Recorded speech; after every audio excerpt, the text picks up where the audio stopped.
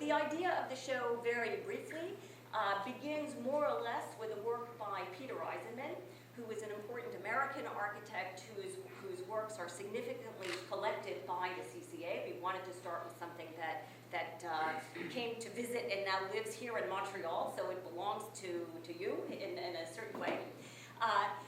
He was somebody who was looking a lot at conceptual art in the mid-1960s and watching as artists figured out ways to deal with the encroaching of commerce into the art world.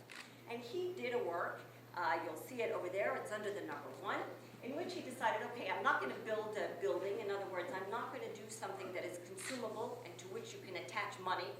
I'm going to write something about architecture. And then he thought further, you know what, I'm going to not even, if I take away the building, I'm going to even take away the text. And all there is a blank page with some footnotes. And instead of the text, there are these footnotes. I'm sure nobody but me, and now Ezra and Whitney, because I hit them, have read the footnotes. But architecture turned into this conversation. It has at least 3 parts. One of them is the idea that architecture is, amongst other things, not only, but amongst other things, an intellectual and cultural practice, not just a service profession. And that this cultural and intellectual practice is related to the problems of media and technology of the day.